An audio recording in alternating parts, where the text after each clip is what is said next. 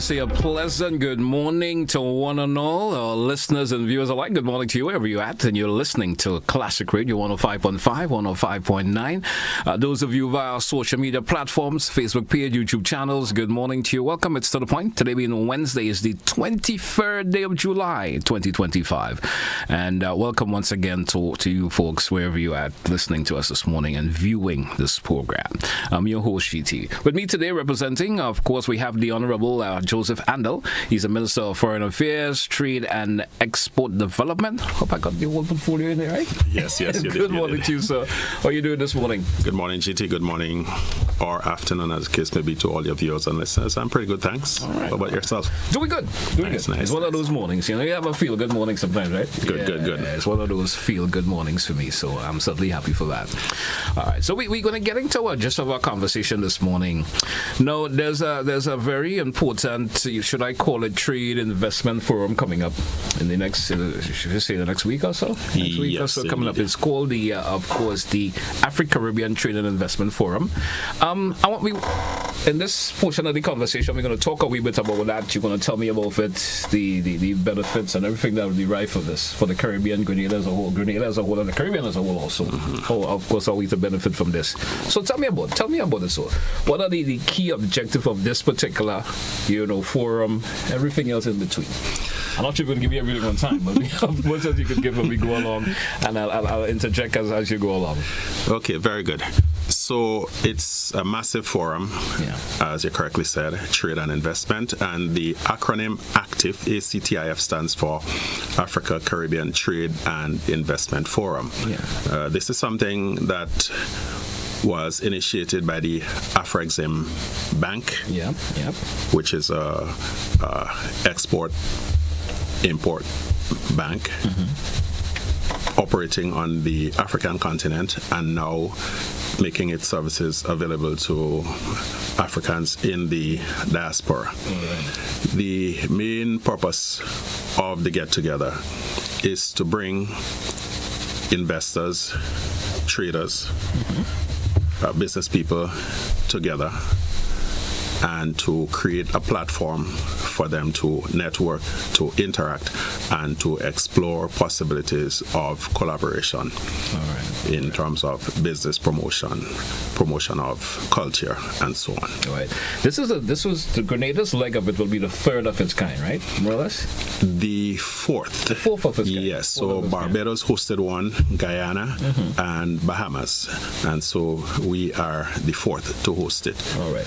In the previous, of course, forum that was held, what was some of the key, objective that came about from that continues to have the Afro Bank, want to continue doing these forums? As you remember, is all about getting the aid of trade from Africa, the mainland, as folks would refer to them as, and to the Caribbean. And you said the diaspora as a whole, but the Caribbean plays a big part in the African culture, you could say that. So how are these previous, how are they like, and how are they, of course, intertwined to the fourth one that is taking place in Grenada right now? Good. So there are several areas of focus, and you will find that because it's an ongoing thing, certain things will be repeated because you can never finish dealing with certain types of investments and economic and commercial activities. But some of the main areas of focus are developing links in the tourism and hospitality industries, renewable energy, big focus on development of renewable energy, banking, and financial services. Africa is one of the emerging powers regarding fintech, which is short for financial technology, enabling payments without use of cash and very often bypassing the traditional banking system, which can be extremely cumbersome and unfriendly to small users. I hope that my friends in the banking industry do not take offense at what I'm saying. The cost that goes with it too.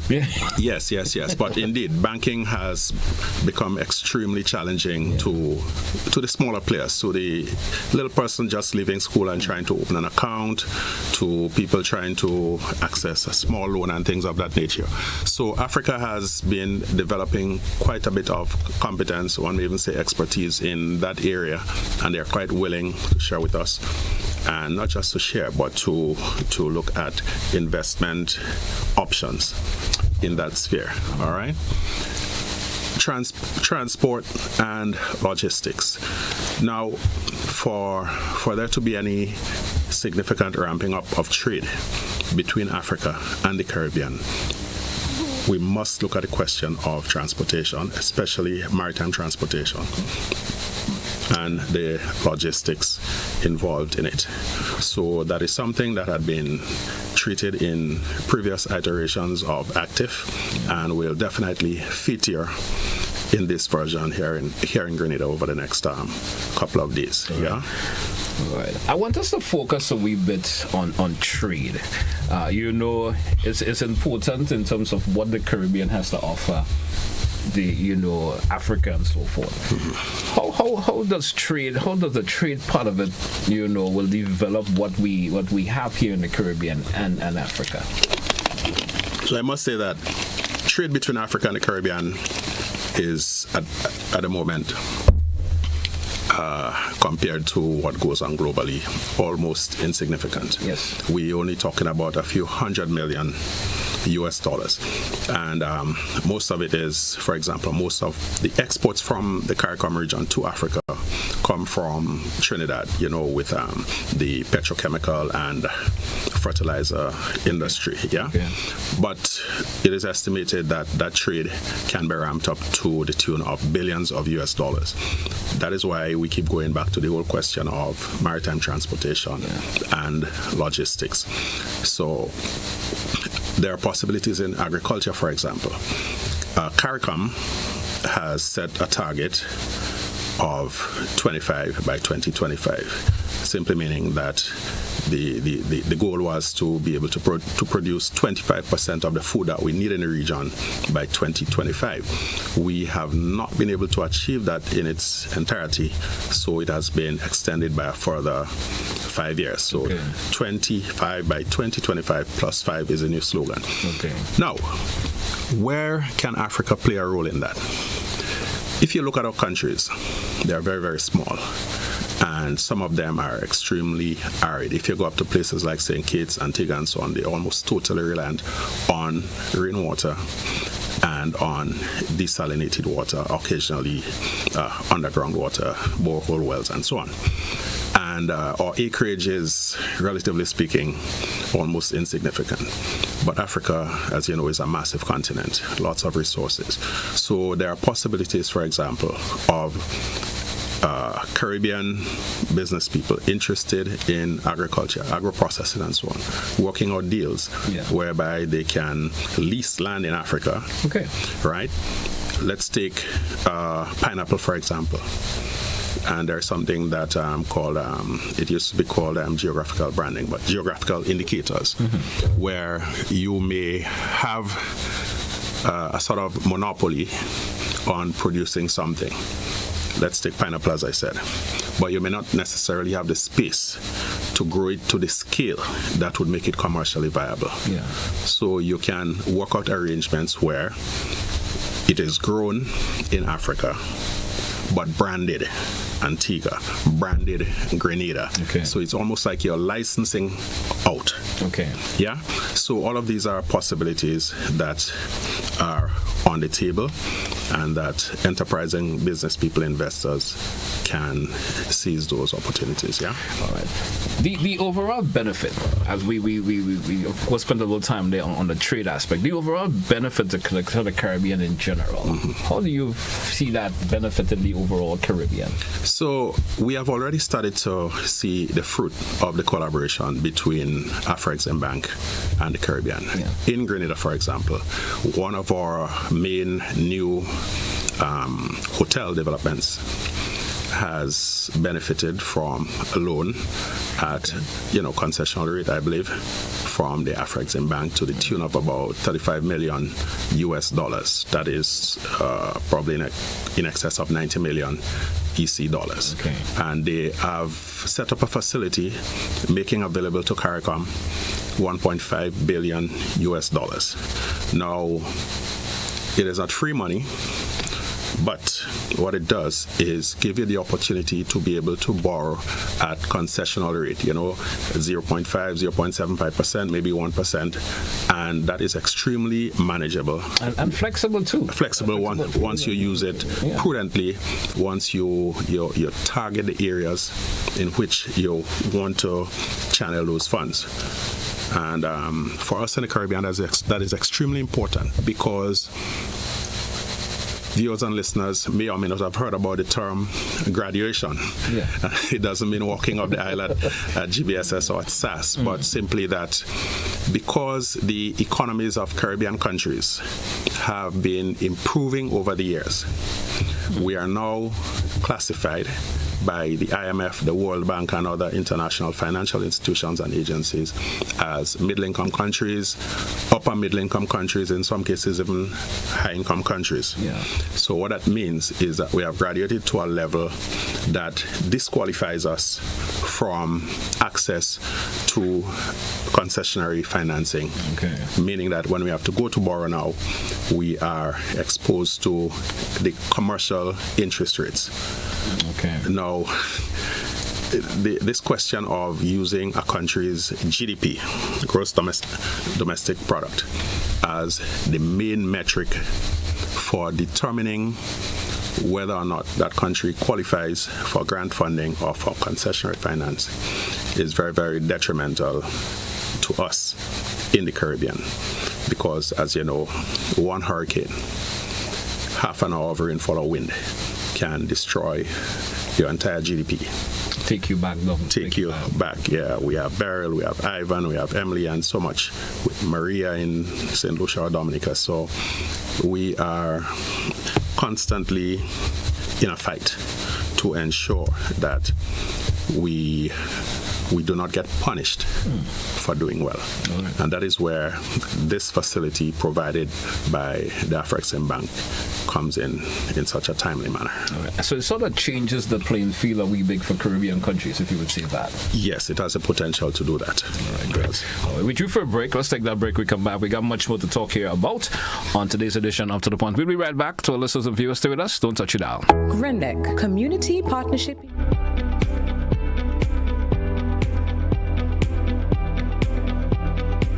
Wow, girl, some cool air finally.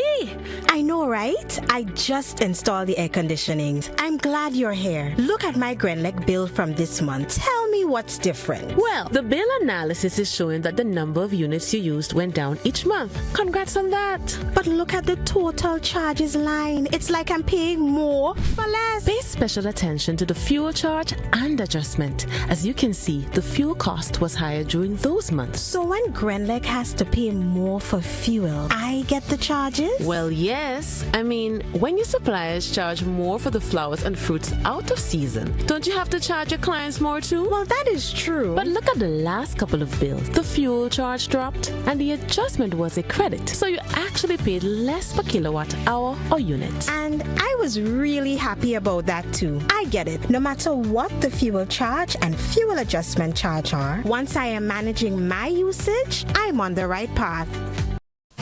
JKT Entertainment is bringing the heat. It's time to feel the sound and smell the burn. Bass and burn, cars and noise. The automotive experience of the year. July 26th and 27th at the National Stadium Car Park. It's 2 days of adrenaline-fueled madness with over 30 show cars from Trinidad, including Lethal Auto, MacGyver Sounds, and Simplicity Creations, plus Grenada's own beasts, bringing the noise. He'll say you back, come touch me then. Early bird tickets are just $50. After that, it's $60. Get yours now at GoToFed.com and all authorized ticket outlets. Gates open at 11 a.m. on both days. Sponsored by Country Cold Store, SP's International, Campari, Stag, Rubis, Fast Print, Waggy Tea, GMC, Rainbow Janitorial, Eco Blue, Spice Isle Automotive, and McIntyre Brothers. Calling the CARICOM community, assembling Global Africa, the 4th edition of the Afri-Caribbean Trade Investment Forum. Active 2025 is coming to St. George, Grenada, this 28th to 29th July. Join Join government and business leaders, investors, and trade and finance institutions to explore the theme, resilience and transformation, enhancing Africa-Caribbean economic cooperation in an era of global uncertainty. Be there as we stand together to strengthen our commercial ties, to promote shared trade and investment opportunities, and unlock prosperity for Africa, the Caribbean, and the wider diaspora. The 4th Afri-Caribbean Trade and Investment Forum.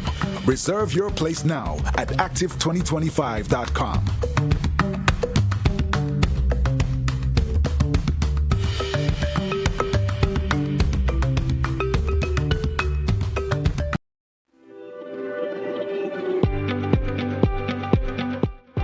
Welcome back once again. Welcome back, listeners. Welcome back, viewers. Of course, Honorable Joseph Andall with us this morning, Minister of Foreign Affairs, Trade and Export Development. So welcome back once again.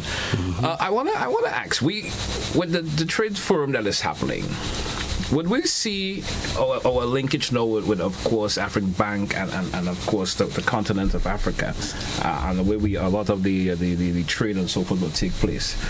Would we see us moving away from our traditional, of course, partners within other parts of the world, the European countries, the US and so? How are we going to mesh both of them together? Or is it that we're just going to focus basically on the African continent for now?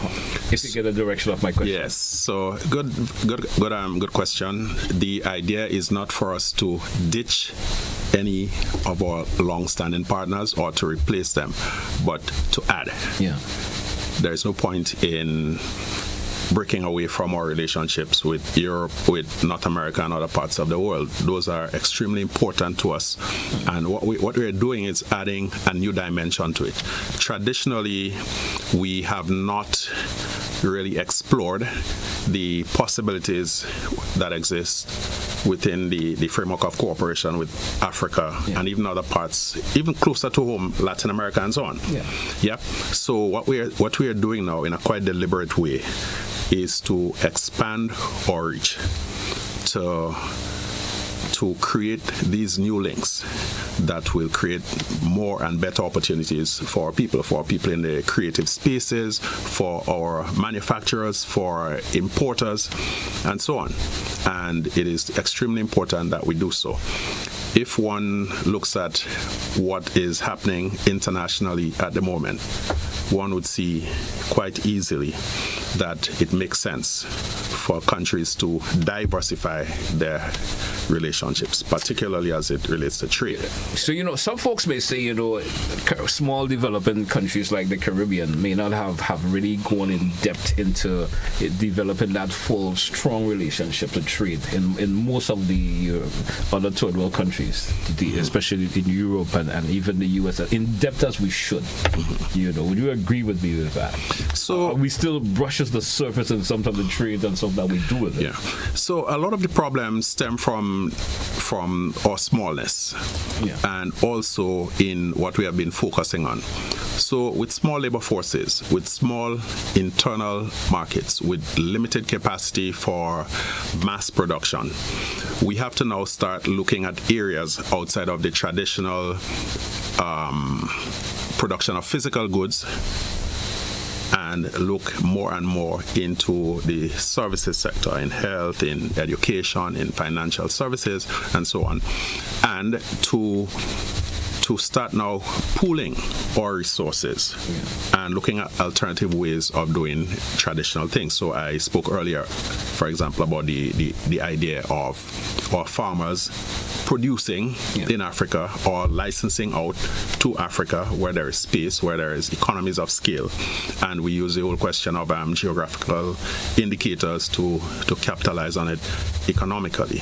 So yes, we probably have not been as focused as we ought to have been over the years, but there's a growing recognition that we have to band together as small states or even micro states, we may say, and and to look beyond the traditional things and explore opportunities that exist in other spheres. Private sector involvement. I would like to hear a whole lot. You did mention the farmers and so forth, but the private sector involvement. What are the benefits? A lot of the benefits that could be derived from this particular, mushing of the cultures and so forth in terms of the private sector, mushing and getting into this a whole lot. Right. So the whole point behind it, government may have been the initiator to an extent. Because it's really, the government seems to be the forefront for some reason or the other. So from the point of view of making the necessary contacts, providing the infrastructure and the framework for the whole thing to take place. But the ultimate goal is to empower the private sector. So what we're doing is providing a platform for them to make the necessary contacts and linkages and to take it from them. Because as we all know, the government's role is probably best that of facilitator rather than of doer in terms of executing business deals and things of that nature. All right, understandable. So, now I want to talk about about the entire forum, how things are going to be rolled out this year, especially in Grenada. So there is going to be a wide range of events. Yeah. There will be a number of breakout sessions, panel discussions involving experts on various topics: healthcare, agriculture, finance, digitalization, creative spaces, and so on. Experts from Africa, from the Caribbean, and of course from Grenada. So the participants will have the opportunity to be exposed to a number of these different fora over the 2 days of the event. All right. So we're expecting more or less a large delegation coming out from Africa, more or less. Yes. And the Caribbean. So latest indicators are that almost 1,500 people have already registered, and within the last few days we have seen a significant uptick in people showing interest in participating or just coming over to have a little experience of Grenada. And that touches in terms of individuals from the various islands of the Caribbean. Different islands of the Caribbean, different exhibitors, because the conference is also going to have an expo component to it. Okay. And it will provide a platform for our local agro-processors or people within the creative economy and so on to showcase their goods and services to an international audience. It will also, the same opportunity has been extended to our sisters and brothers across the Caribbean, and I know that Guyana for sure has a very strong contingent that will be taking part in the Expo. What will be the chief feature or the main feature from Grenada in relation to this particular Expo or the forum in general? So I don't know if that there's one main feature, but what it does is, from the point of view of the Expo, is to give Grenadian producers and so on the opportunity to showcase their goods and their talents and their services. It also creates, the bigger conference creates this space where experiences can be shared, where people within the different economic sectors can have the opportunity to network with people regionally as well as on the other side of the Atlantic in Africa. And there is participation not just from West Africa, but there is going to be a pretty large contingent from Tanzania, I believe South Africa, and other places. So people are going to be exposed to things that they would normally not be exposed to. And that is where the possibilities will arise. All right. I guess that would open up a lot of opportunities for local businesses here also. Yes. And then more directly, you have the immediate impact on the hotel sector, because this is the off season. So coming right on the heels of the test match, coming just before Carnival, that is going to provide a good shot in the arm for people in the hospitality sector, the tour operators, the taxi drivers, the buses. School is out now, but that sudden influx will definitely help in that sense. Restaurants. All right. Tourism is also is an important factor, of course, because there's always not that much linkage between the Caribbean and Africa in terms of tourism. And I'm sure an important aspect of this particular forum is to of course encourage that aspect of it, the tourism between especially the Caribbean and Africa. Yep. And you spoke earlier about the transportation aspect of it also, which is another critical part. How quick are we going to get to Africa? Not too much of the interrouting with other islands and so forth. Yeah. I'm sure that will be a critical conversation will be coming up also. Most definitely. And take, for example, currently trying to get to Africa from the Caribbean. You most likely have to go to the US or to the UK. Yeah. The flight from here to London is about 9 hours. And then you have to do probably another 6 hours to get to Africa. So it will take you about 2 days to get there from here. A direct flight from any one of the Eastern Caribbean islands to almost any point in West Africa is just about 8 to 9 hours, depending on conditions. All right?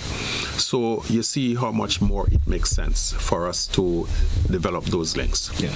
And Africa, in fact, is already playing a role in air transportation in the Caribbean. LIAT 2020 is owned and operated by a Nigerian entity. Okay. Yep. So there is already that link taking place. There is going to be at least one chartered flight coming in from Africa for the active event. Over the years, there have been experimental flights, definitely from Barbados to Accra, Ghana. And so there are real possibilities there. And once we can create the dynamics that enable, that facilitate trade, that facilitate tourism, movement of people and so on, then I think it's just a matter of time before we start having regular commercial flights between Africa and the Caribbean, and that will serve both sides. That's well. So true. Culture and health is also an important aspect. Health is something that, of course, we know the issues here in Grenada and other islands of the Caribbean, the cultural exchange and so forth. How is that going to benefit us a whole lot, especially not only Grenada but the Caribbean as a whole? And I hope there will be that huge benefits that derive for Grenada also. Yeah, definitely. And you would have heard me speaking repeatedly about the creative economy, creative spaces. Yes. And so we are actively pursuing those cultural links with different countries and regions of Africa. When you look at the question of fashion and design, the Africans are second to none. We too have our great talent in those areas in Grenada and in the wider Caribbean. So there's the opportunity for us to share, to learn from each other. In the area of healthcare, that too is something that both sides are working on. Barbados, for example, has been able to attract a few hundred nurses from Ghana to bolster the healthcare system. Because one of the unfortunate things about our system is that we spend millions of dollars to train nurses, train doctors, and allied health professionals. And many of them are, to put it bluntly, poached by our wealthier neighbors. Yes. And so it leaves us always struggling because we just don't have the means to compete in terms of remuneration and other benefits with the stronger economies of Canada, the US, the UK, and so on. So we recently in Grenada signed a MOU with Nigeria to bolster our health system. We are woefully short of specialists in our medical system here in Grenada, and so the Nigerian government has graciously agreed to help us, at least in the short term, address that that deficit. And soon we expect that some professionals from some medical specialists from Nigeria will be arriving here to help boost our healthcare system. Right. I mean, that's happy. We certainly know that there are a lot of listeners and viewers will be happy to hear that, because we certainly do need that assistance, especially when it comes to the specialist part of things. Yes. Health facilities here on island. Yeah, but we have to look at that as only a short-term solution, and we have to move to the point where we start now training more of our people, creating more opportunities for them to specialize. We have to work more closely with SGU to see how they can expand their offerings, and that is why this teaching hospital that we are embarking on is going to be so vitally important to our healthcare infrastructure. All right. Well, of course, all of it on the way due for a break. Let's take it. When we come back, we continue with our conversation this morning. It's To The Point, Classic Radio GBN TV. We will be right back after the break, folks. Don't touch it out. Attention, all divers.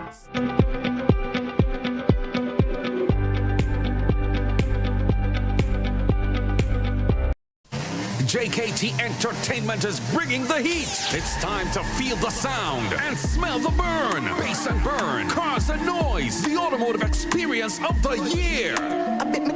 July 26th and 27th at the National Stadium Car Park. It's 2 days of adrenaline-fueled madness with over 30 show cars from Trinidad, including Lethal Auto, MacGyver Sounds, and Simplicity Creations, plus Grenada's own beasts, bringing the noise. He'll say your back, come touch me then. Early bird tickets are just $50. After that, it's $60. Get yours now at gotofed.com and all authorized ticket outlets. Gates open at 11 a.m. on both days. Sponsored by Country Cold Store, SP's International, Campari, Stag, Rubis, Fast Print, Waggy Tea, GMC, Rainbow Janitorial, Eco Blue, Spice Style Automotive, and McIntyre Brothers.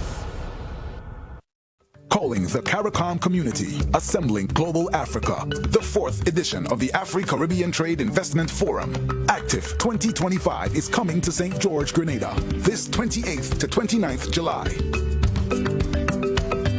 Join government and business leaders, investors, and trade and finance institutions to explore the theme, Resilience and Transformation, Enhancing Africa-Caribbean Economic Cooperation in an Era of Global Uncertainty. Be there as we stand together to strengthen our commercial ties, to promote shared trade and investment opportunities, and unlock prosperity for Africa, the Caribbean, and the wider diaspora. The 4th Afri-Caribbean Trade and Investment Forum. Reserve your place now at active2025.com.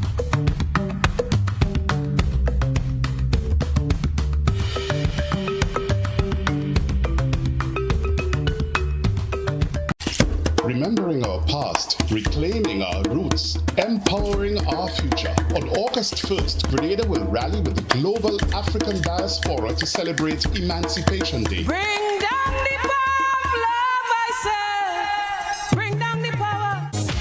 Let us bring down the power of freedom as Grenville comes alive with exciting cultural performances, exhibitions, food, fashion, and great speeches on August 1st. The day celebrations commence at 6 a.m. with an emancipation breakfast at the Grenville Car Park. At 4:30 p.m., the traditional mass bands will assemble at Dunfermline and head for Grenville, while the school marching bands will leave Progress Park at 5:30 p.m. and parade down to Soubise for the spectacular Flambeau March into Grenville at 6:30 p.m. At precisely the stroke of 8, the spotlight shifts to the Grenville bus terminal with an action-packed program of cultural presentations from the National Performing Company, Spiceland dancers, Cultural Train, Lion Pride, Tivoli drummers, spoken word poets, and top local calypsonians. There will also be a special reenactment of the Emancipation Proclamation. So put on your African wear and come to Grenville in your numbers on August 1st and bring down the power of love and freedom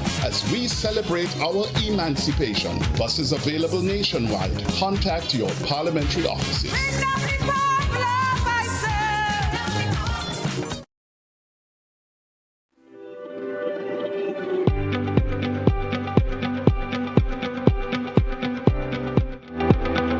Welcome back to listeners. Welcome back, viewers, to the Point Classic Radio, Jamaican TV. Of course, with me this morning, we have the Honorable Joseph Andall with me this morning.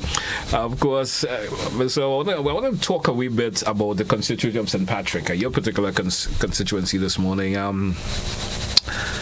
You know, the last couple of months, we know there were issues with families and houses and so forth being of course, rebuilt. How's those projects going on? So if you could talk to me in relation to that.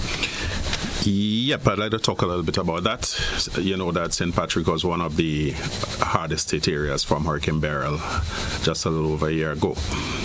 And quite a number of families were affected. A few had their homes totally demolished, and others suffered damage to varying degrees. As government, we have been reaching out to those families and trying as best we can to help them get back on their feet. So some families have already had houses rebuilt. Some are in different stages of construction. A number of them have been repaired. We still have some people who have not yet been touched by the program. It's not that they are forgotten, but working with limited resources, it's just not possible to help everybody at the same time. But we are working assiduously to try to get everybody in a proper shelter. And you know, it's unfortunate that we are again in the middle of the hurricane season, and we just have to keep fingers crossed, prepare as best we can, pray and hope that we are spared another hit this season. All right. And I certainly hope you're not having that issue, because the last time I had, of course, the St. Patrick's East, of course, MP, that's Mr. Dennis Conlon, and he was talking about the issues that they were having with building and folks building houses. I hope you're not having that issue within your particular constituency. So, well, I'm not sure what the specific issue that you raised with. But he was talking in terms of the incompletion of houses that was being built and because of how they were contracted and so forth. Yes. So I think in a few cases, we have some of those that we are trying to iron out with the intervention of MIT and the Ministry of Housing. There is, I think, about 5 or 6 in my constituency in that state of incompletion. But we are committed to ensuring that they get completed as soon as possible, because what we want is for people to be comfortable with a roof over their head as soon as possible. You know, it's going into a year and more now, you know, and a lot of these folks should have at least be back and feeling comfortable, as you mentioned. You know, we also see that influx of the sargassum, especially on northern beaches within the northern part of the island. Of course, tell me, how have these things been dealt with? I know most of this is not really within your constituency, but how is St. Patrick's dealing with that? How are you able to even assist even the other MP with and so forth in terms of having that sargassum problem? We hear folks have been talking a whole lot about that, especially the fishermen and so forth, having that issue. Yep. So we are taking a holistic approach to it. We do get affected by it in St. Patrick from time to time, not to the same extent that St. Andrew. I mean, if you're passing through Marquis and Subi's area, for example, you will know that it's not a pleasant thing to have to deal with. But we do have it. Just in fact, about probably 3-4 nights ago, I was at Pitian's restaurant and I looked down on the beach and quite a bit of it was piled up near the stones. So the Ministry of Climate Resilience has been doing quite a lot of work, has been doing quite a bit of outreach, and we are working with international partners. There's a lot of interest from countries such as France, for example, from Martinique and Guadeloupe, who have had quite a bit of experience in that area. So we're working with them to try to figure out ways to intercept, if possible, the seaweed before it gets to shore, and how to monetize it, because you always have to try to figure out if there are ways that you can benefit from things that may turn out to be, that may appear to be a curse. You have to try to find out a way to turn them into a blessing. So we are working actively on that, looking at the question of mulch, fertilizer, fuel, and so on. In fact, there was an experiment sometime last year, I believe, where sargassum was converted into a fuel that was sufficient to power a vehicle. So there are possibilities, and we continue to explore them and to work with international partners. All right. There were some concerns raised a couple of weeks ago. I've been following social media and heard folks making those concerns about it. What's the latest in terms of that erosion problem in the Mount Rodney and the Mount Craven areas and so forth? Yeah. What has been done in terms of that, and what is the intention to deal with that situation there? Yeah, so we are actively working on it. As you know, there is a Jamaican company, Smith Warner, that has been contracted to do the design. Yeah. And they have completed that. The environmental and social impact assessment, that too was done. We have had extensive consultations with the residents of the Mount Rodney, Mount Craven area. Yeah. And we have been able to secure a loan of $10 million from the Caribbean Development Bank. That is in the kitty. So right now, the Ministry of Infrastructure Development, they have opened up the bidding process, and a number of companies have already expressed interest. Now, one of the things that is causing it to go not as quickly as all of us would have liked it to is the fact that when you're getting your financing from multilateral institutions such as the Caribbean Development Bank, there are certain procurement procedures that you must go through. So if, for example, the CDB says, and that is actually the case, that you have to leave the bidding period open for 90 days, then no matter how many bids, good offers you get, you still have to leave it open for the 90 days. Yes. All right? Then there is a process of evaluation of the bids, looking at the capacity of the potential contractors to actually get the work done, because this is not simply a case of building a little retaining wall behind your house. And there are not, I can say that there are no companies in Grenada with the capacity, as far as I know, to do that kind of thing. Okay. Some of it may be subcontracted out, right? Yeah, so it's a bit of a time-consuming process, but we have to go along with it because the CDB is providing the funding and they have their procedures and processes that we have to abide by.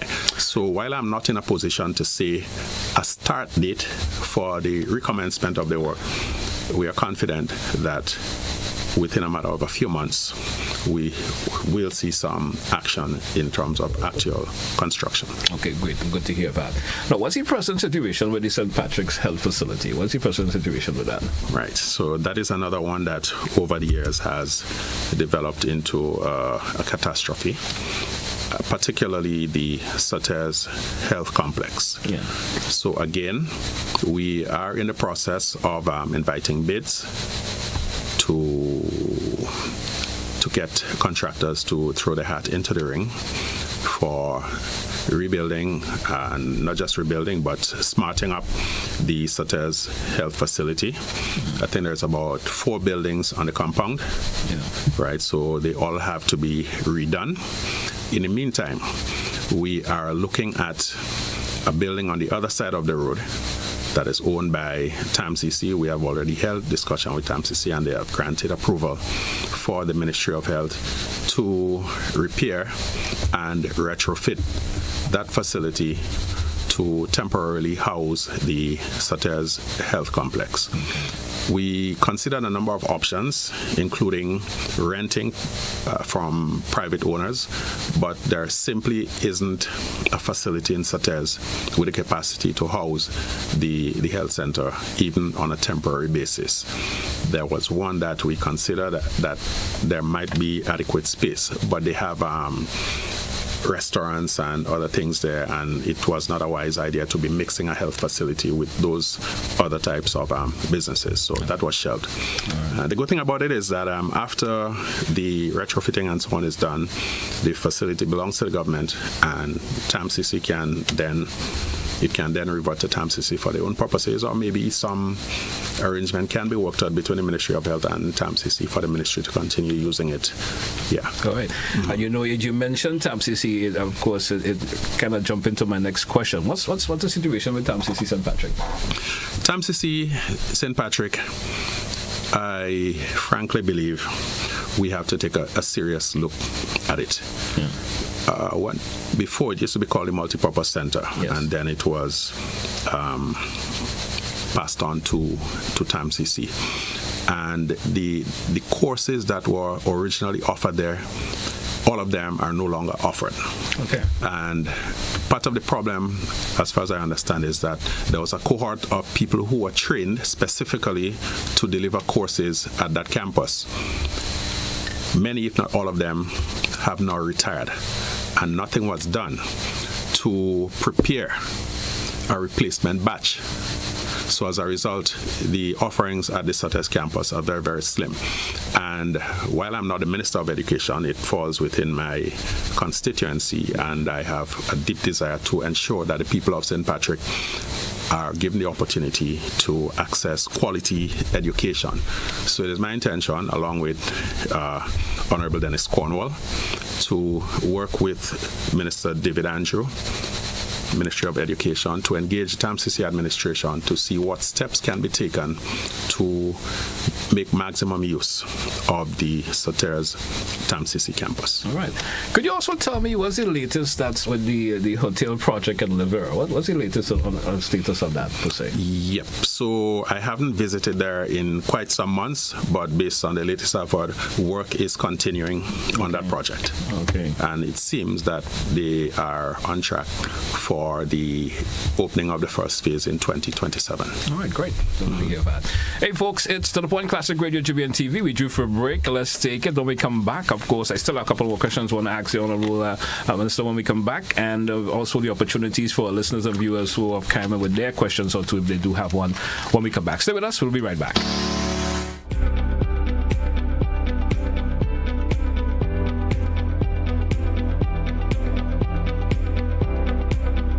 Hi, it's me, Marlon Rennick of Connects, shipping company that provides all your shipping needs.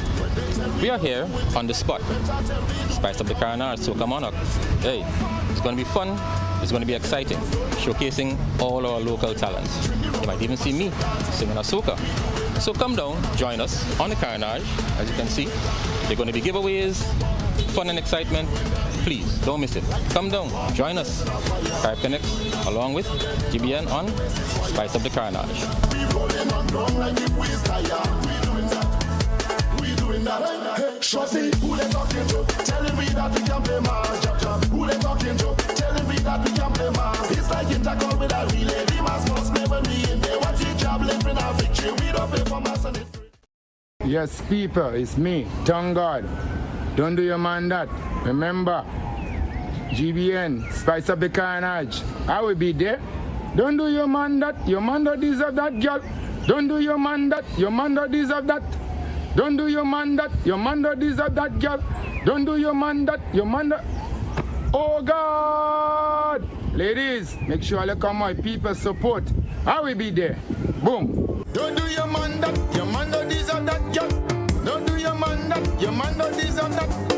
Don't do your man that. Your man don't deserve that, girl. Don't do your man that. Your man don't deserve that. Oh, God. Stumps ready?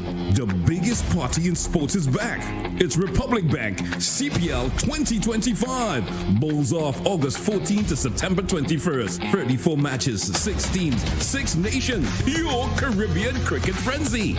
From big sixes to deadly yorkers, catch every boundary, every wicket, every moment. Live on GBN TV and Classic Radio. This is not just cricket. This is CPL. Sponsored by Republic Bank, Grenlick, and Hubbard. Republic Bank CPL 2025. Don't miss a ball.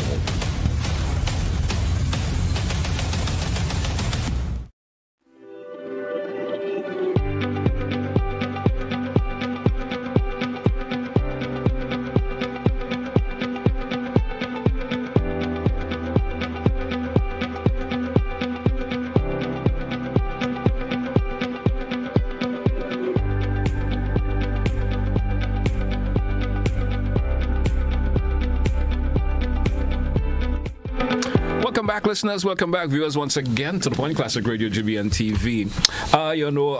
Honorable Joseph Andall, we missed a wee bit in terms of me asking a question relating to back still within your constituency. We know there's been that fire with the victims in Chantemelle. Yeah. Tell me, give me an update on that. Give me an update on that with the families and the status that is at right now.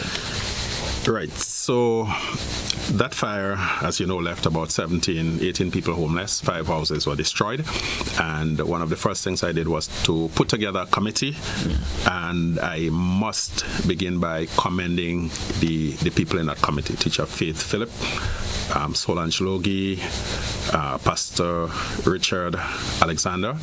And there have been some support people. I know they don't like to hear the names called, but I will take the risk of calling them out.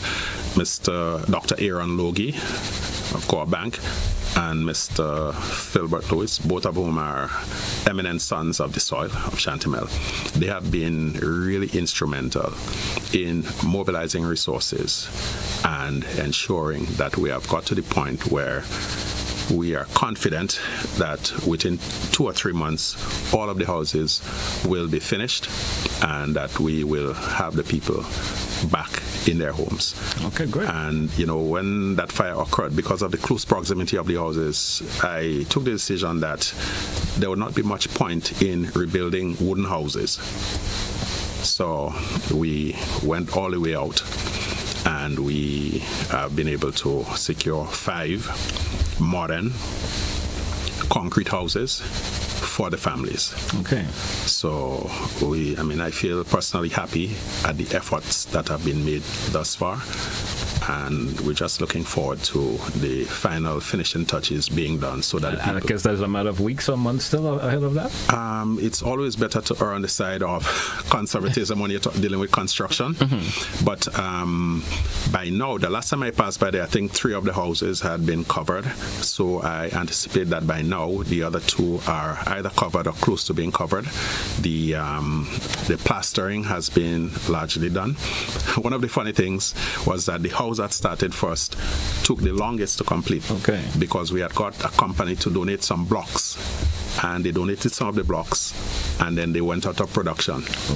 And it was very difficult to get somebody with a mold to make that same size of block. Similar size. Yeah. So we finally, again, through the hard work of Mr. Louis Logie and so on, were able to get a company to do that. And so now they have caught up. And very soon the people will be comfortably housed again. All right. I didn't get to ask you any question much on foreign affairs. I do have a question or two that I have on my list of questions this morning that I didn't get to ask you about. We saw recently the relocation of the London High Commission. What was the reason for that relocation and the cost implicated in that? What's the reason for that particular relocation? Right. One, it was the building was run down. Yeah. I visited that building at least once, possibly twice, and physically it was not in the best of condition. Then the location was not ideal either. There were vagrants nearby there. Sometimes you'd find human feces nearby, and it was a bit isolated from the other diplomatic missions. So from the point of view of centrality of location, the physical condition of the building, the safety of staff and people accessing the services, the decision was taken to move it to a better location. All right. But would it be at any significant cost to government also? Well, it is always costly to maintain diplomatic missions, and unfortunately the only one that we own is the one in Washington, D.C., which was bought by the People's Revolutionary Government, and which right now is in need of some serious overhaul. We are taking steps to get people to do the assessments and to get the necessary funding to refurbish it and so on. All right. Are we going to see any other relocation, any other commission anytime soon? So Ottawa, Canada.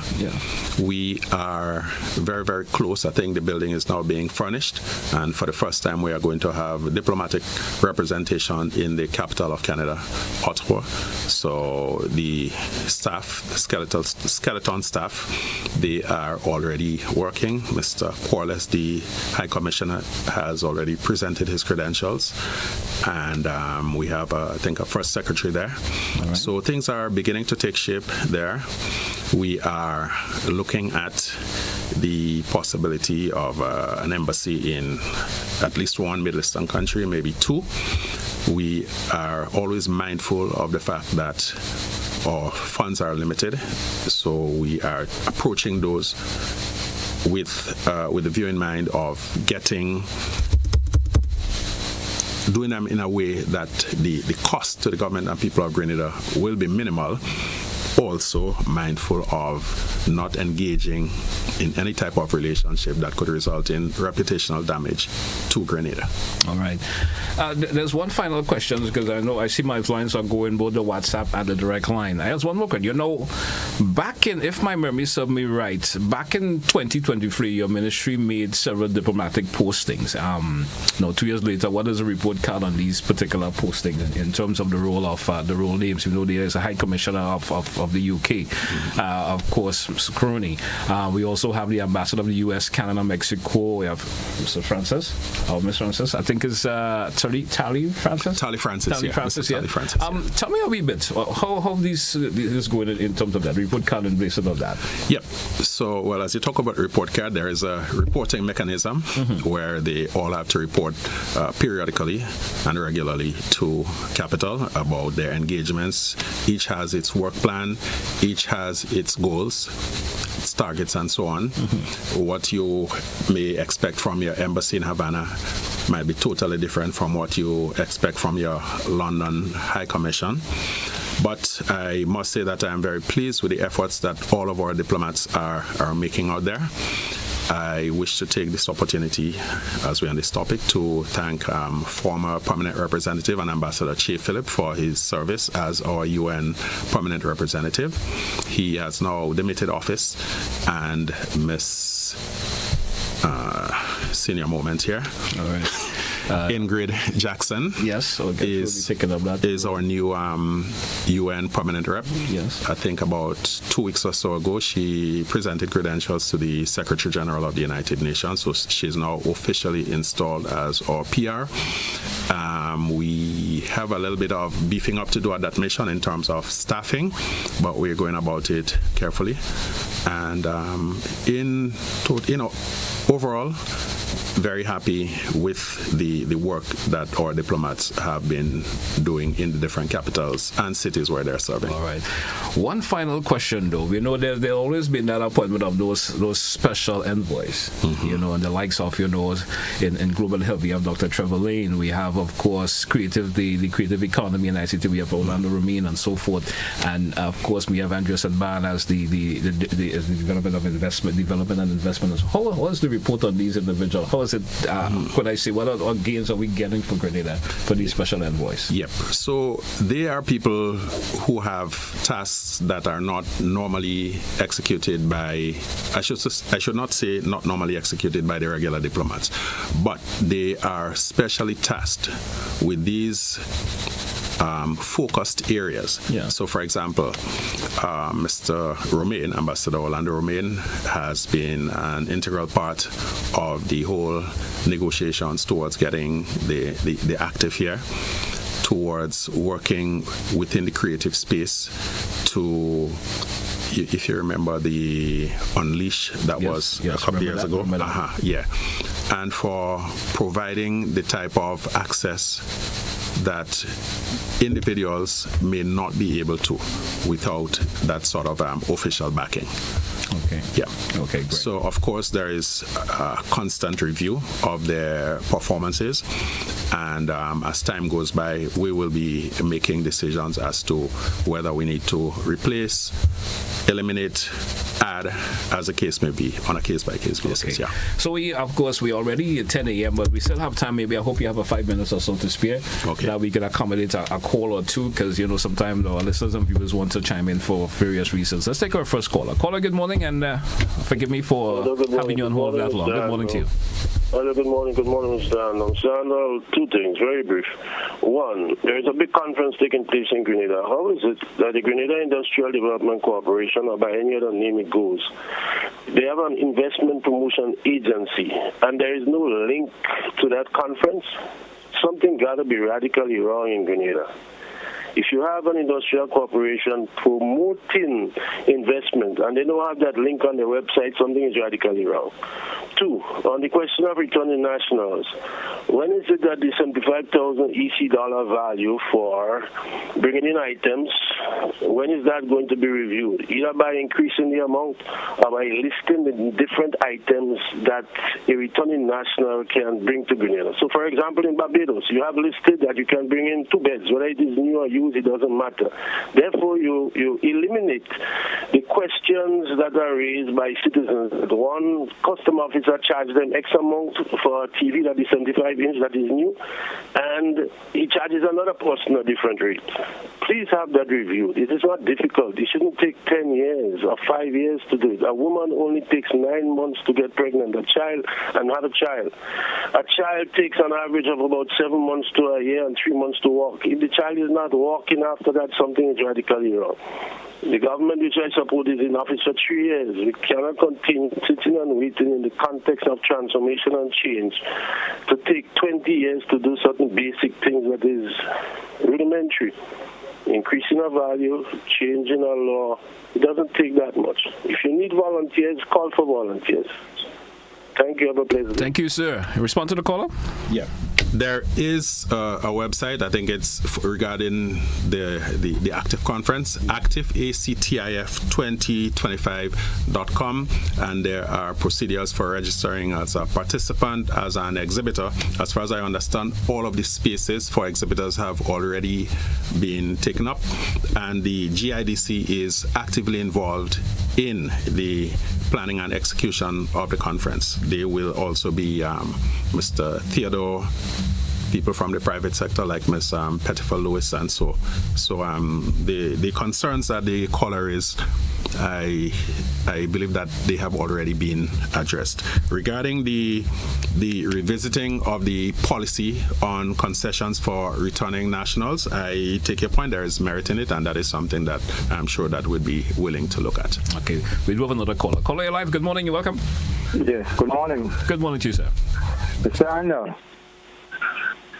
Good morning. Good morning, sir. Would you go ahead, please, with your contribution? Go right ahead. No, what I'm saying is it's always nice when you have a government minister, especially a foreign minister, when he said, you know what, there are certain things that we should work on. It therefore means that person shows humility.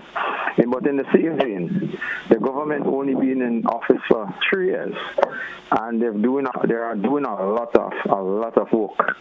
So there are things that we have to understand as Grenadians that not going to be done in that short time. And they are moving with a fast speed, and they are listening, because you see the different programs, and the fact that you have the minister there and he said yes to certain things, and he admitted it shows a sense of humbleness. And this is what we need to see going forward. It's not arrogance. So we just wish them all the best, and as a people, we should be praying for them constantly so they could keep on making the best decision. But for 3 years again, the majority of Grenadians will give you the thumbs up. So, Mr. Andall, have yourself a blessed day. Keep on being humble. Keep on listening to what the constituents have to say. You are not perfect, and just keep on doing what you have to do for Grenada. God bless you. Thank you, caller. Thank you, caller. Thank you. We do have another caller. Caller via WhatsApp. Good morning. Welcome. Hey, Mr. Andall. Good morning. Good morning. Good morning, GT. Good morning to you. Mr. Andall, first I want to congratulate you for the great work you're doing in St. Patrick, especially in the Glen area. Mr. Andall, 2 questions. The first thing, I just want some update, because you said that you had purchased the cinema, the cinema in Shutters, and then the public. So I want to know what you guys will be doing with it, because there is purchased and there is nothing going on.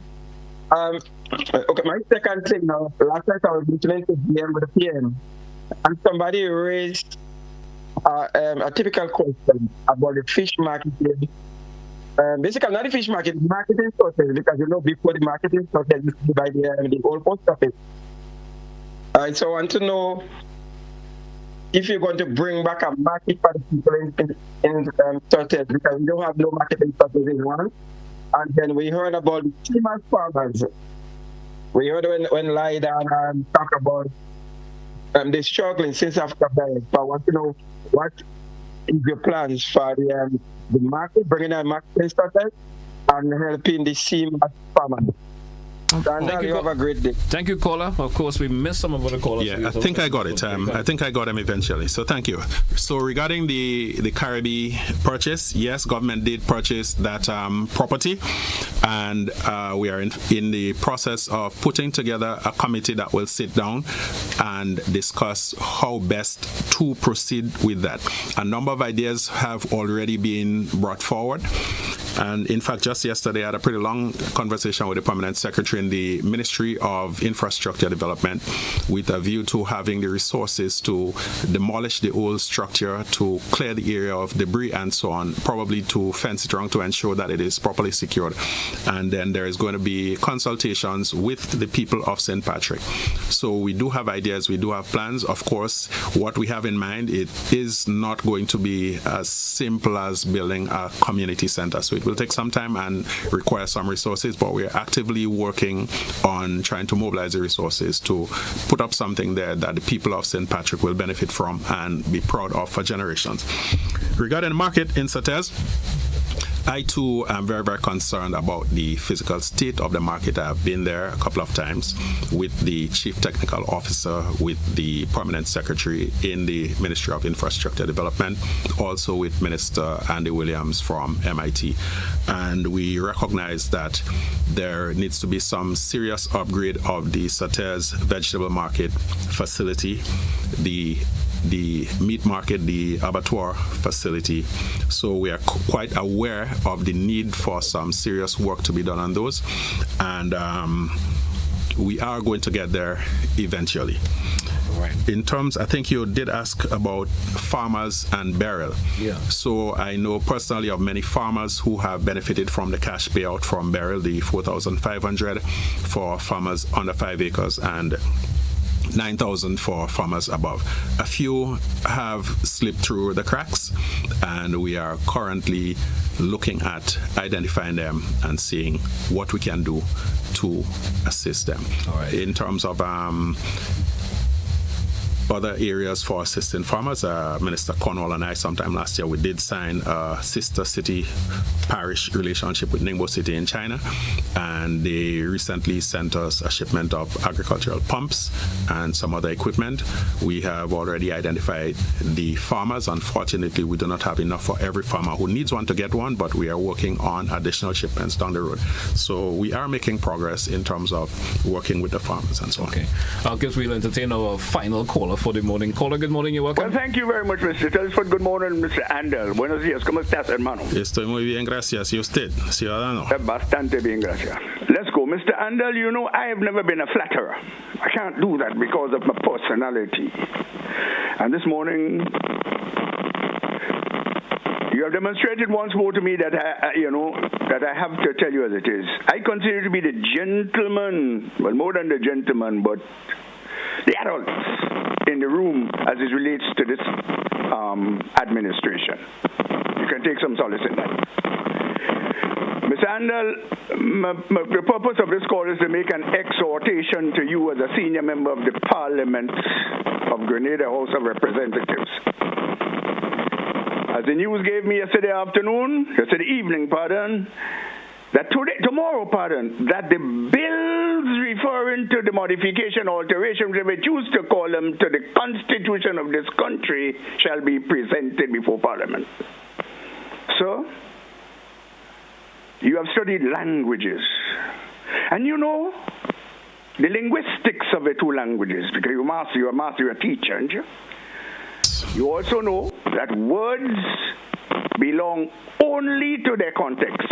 If we read through clearly the constitution of this country, I have a different kind of opinion to it, but it is what we have. You would recognize that it gives a clear outline of how modifications are to be made. Section 39. 39.1 says crystal clearly, let me work it up a little faster. That should be done, quote unquote, in the manner specified in the section of the Constitution. The arguments put forward by the CC boards of the crack can never demonstrate that they did exactly what the Constitution instructed. To this end, therefore, I ask you, and this is where the exhortation comes in, to encourage, in your capacity, the other members of the cabinet and the government apparatus not to present this bill to the people in the parliament tomorrow. Get the people involved in this. The last time this thing was put to the people, it was put in referendum. All of a sudden it changed. That today we don't need referendum. This is telling. And finally, I want to tell the world and Grenada this. On the 14th, while I and me round up here quickly, on the 14th of June this year, in a hypothetical question put to the Chief King's Council promoting this thing, Francis Alexis, hypothetically we ask him, if in case this bill passes through the parliament, will the Governor General sign it?